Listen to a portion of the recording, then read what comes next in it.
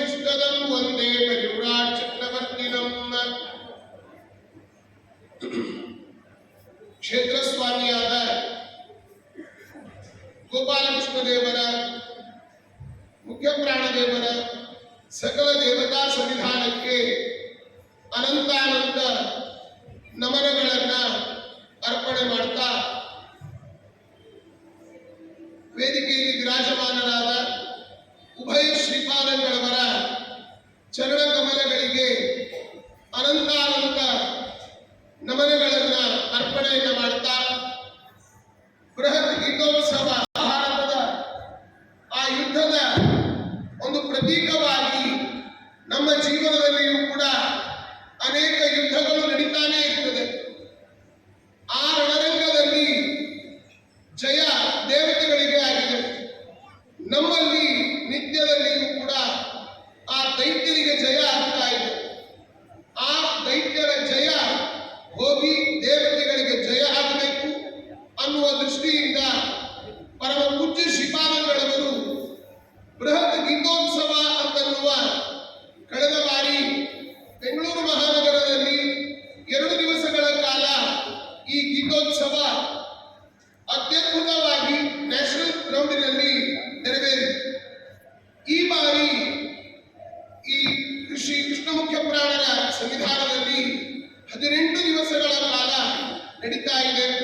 ಪ್ರತಿನಿತ್ಯದಲ್ಲಿಯೂ ಕೂಡ ಶ್ರೀಪಾದಂಗಳವರ ಉಸಿರು, ಅವರ ಪ್ರತಿಯೊಂದು ಕ್ಷಣದಲ್ಲಿಯೂ ಕೂಡ ಗೀತೆಯ ಚಿಂತನೆ, ಗೀತಾ ಸುಗೀತಾ ಕರ್ತವ್ಯ ಕಿಮನ್ನೇ ಶಾಸ್ತ್ರ ವಿಸ್ತರೈಹಿ ಅಂತ ಗೀತೆಯಲ್ಲಿ ಏನಿಲ್ಲ ಅಂತ ಶ್ರೀಪಾದಂಗಳವರು ಹೇಳ್ತಾ ಇರ್ತಾರೆ.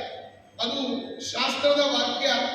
ಯದಿ ಹಾಸ್ತಿಯದಂತ್ರ ಎನ್ನೇ ಹಾಸ್ತಿನ ಕುತ್ರಚಿತ್ ಅಂತ ಹೇಳಿದಂತೆ ಏನಿದರಲ್ಲಿ ಇದೆಯೋ ಅದೇ ಎಲ್ಲ ಕಡೆ ಇದೆ, ಇದರಲ್ಲಿ ಏನಿಲ್ವೋ ಅದು ಎಲ್ಲಿಯೂ ಇಲ್ಲ ಅನ್ನುವ ಮಾತಿನಂತೆ ಶ್ರೀಪಾದಂಗಳವರು ಅನೇಕ ಭಕ್ತರಿಂದ ಆ ಕೋಟಿ ಗೀತಾ ಲೇಖನ ಯಜ್ಞವನ್ನ ಮಾಡಿಸ್ತಾ ಇದ್ದಾರೆ. ಅದಲ್ಲದೆ ಕೇಳಿದಾಗ ಪಾಪವೇ ಆಶ್ರಯದಸ್ಮಾತ್ ಅಂತ ಆ ಅರ್ಜುನ ಹೇಳಿದಾಗ, ಇಲ್ಲ ಇಲ್ಲ, ನಿನ್ನ ಕರ್ತವ್ಯವನ್ನ ನೀನು ಮಾಡಲೇಬೇಕು ಅಂತ ಕೃಷ್ಣ ಅವನಿಗೆ ಉಪದೇಶವನ್ನ ಮಾಡ್ತಾನೆ. ಹೀಗಾಗಿ ಪ್ರತಿಯೊಂದು ನಮ್ಮ ಆ ಗುರುಗಳ ಮಹತ್ವವನ್ನ ಪಂಚೈತೆ ಗುರವಸ್ಮೃತಾಹ ಅಂತ, ಅನ್ನದಾತ, ವಿದ್ಯಾದಾತ, ಭಯಸ್ತ್ರಾತ, ಜನಿತಾಲ್ಪನೀತ ಅಂತ 5 ತಂದೆ ನಮಗೆ. ಪಂಚೈತೆ ಪಿತರ ಸ್ಮೃತಾಹ ಅಂತ ಹೇಳ್ತಾರೆ. ತಂದೆಯನ್ನು ಗುರು ಅಂತ ಹೇಳುವಂತಹದ್ದು ಕೂಡ ಇದೆ. ಅಂತಹ ಆ ಗುರುಗಳ ಮಹತ್ವವನ್ನ ಅಲ್ಲಿ ತುಂಬಾ ತಿಳಿಸಿಕೊಡ್ತಾರೆ. ಅದೇ ರೀತಿಯಾಗಿ ನಾವು ಪರಿವಾರತ್ವೇನ ಭಗವದುಪಾಸನೆಯನ್ನ ಮಾಡಬೇಕು.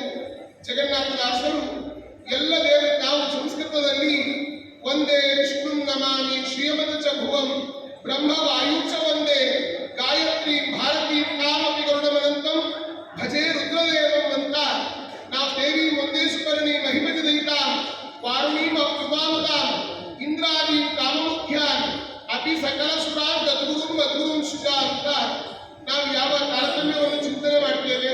ಹಾಗೆ ಹರಿಕಥಾಮೃತ ಸಾರದ ಮಂಗಲಾಚರಣ ಸಂಧಿಯಲ್ಲಿ ಜಗನ್ನಾಥದಾಸರು ಭಗವಂತನಿಂದ ಹಿಡಿದುಕೊಂಡು ಕೊನೆಗೆ ಆ ಕಮಲನಾಭಾರೀತಿಗಳ ಆನೀತಿಗೆ ನಮಿತೆ ಅಂತ ಎಲ್ಲ ತಾರತಮ್ಯವಾಗಿ ದೇವತೆಗಳನ್ನ, ಗುರುಗಳನ್ನು ಸ್ತೋತ್ರ ಮಾಡಿದ್ದಾರೆ.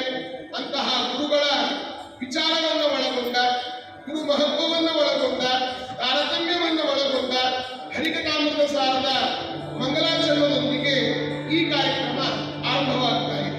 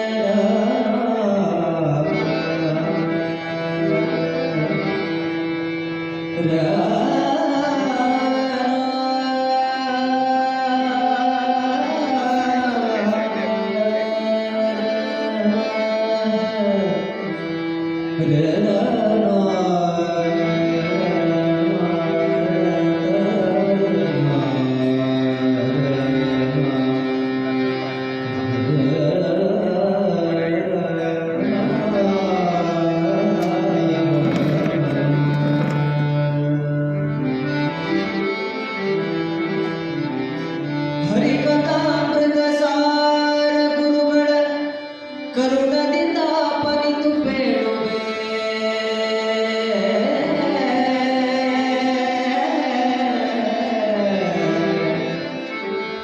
ಹರಿಕಥಾಮೃತ ಸಾರ ಗುರುಗಳ ಕರುಣದಿಂದ ಪನಿತು ಬೇಡುವೆ. ಪರಮ ಭಗವತ್ ಭಕ್ತರಿಗನಾದರದೆ ಕೇಳುವರು, ಆದರದೆ ಕೇಳುವರು. ಶ್ರೀರಮಣಿಗನ ಕಮಲ ಪೂಜಿತ ಚಾರುಲಯ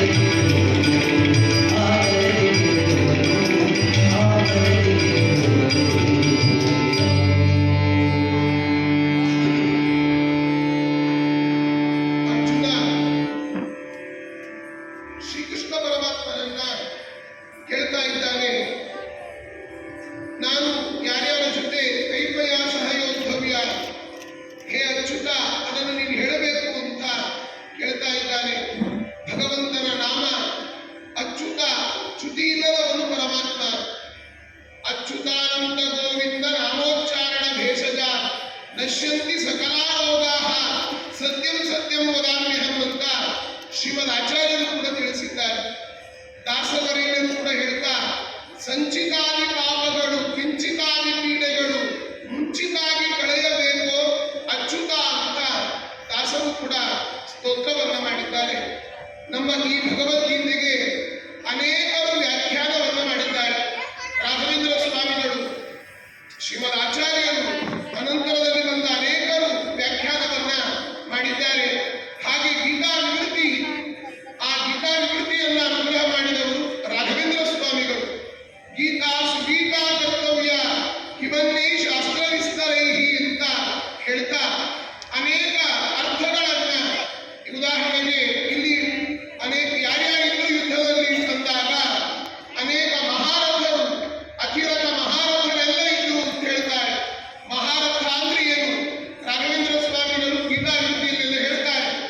ಏಕೋದಶ ಸಹಸ್ರಾಣ ಯೋಧಯೇಸ್ತು ಧನ್ವಿನಾಂ ಶಸ್ತ್ರ ಶಾಸ್ತ್ರ ಪ್ರವೀಣಶ್ಚ ಮಹಾರಥ ಉಚ್ಯತೆ ಅಂತ ಹೇಳ್ತಾ, ಮಹಾರಥರು ಅಂತಂದ್ರೆ ಯಾರು? ಅಲ್ಲಿ ಗುಡಾಕೇಶ ಪರಂತಪ ಅಂತ ಹೇಳ್ತಾರೆ. ಗುಡಾಕೇಶ ಅಂದ್ರೆ ಅರ್ಥ ಏನು? ಜಿತ ನಿಗ್ರಹ ಅಂತ ಅರ್ಥ. ಹೀಗೆ ಅನೇಕ ಅರ್ಥಗಳನ್ನ ಸಂಭವ ಸಭಾ ಆರಣ್ಯಕ ಉದ್ಯೋಗ ಕರ್ಣ ಶಲ್ಯ ಒಂದೊಂದು ಆ ಪರ್ವಗಳಿಗೂ ಕೂಡ ಒಂದೊಂದು ರೀತಿಯಾದ ಅರ್ಥವನ್ನ ನಮ್ಮ ಈ ದೇಹವೇ ಒಂದು ಇಡೀ 18 ಅಧ್ಯಾಯ ಶ್ರೀಪಾದಂಗಳವರು ಅದ್ಭುತ ಸಂದೇಶದಲ್ಲಿ ಹೇಳಿದರು. ಈಶನ ಒಂದು ವಾಕ್ಯಗಳಿಗೆ ದಾಸರ ಗೀತೆ, ದಾಸಕೀರ್ತನ ಅಂತ ಹೇಳಿದರು. ದಾಸರ ಗಾಯನ ಈಶನ ಒಂದು ಮಾತುಗಳು ಅಂತ ಶ್ರೀಪಾದಂಗಳವರು ತಿಳಿಸಿದರು.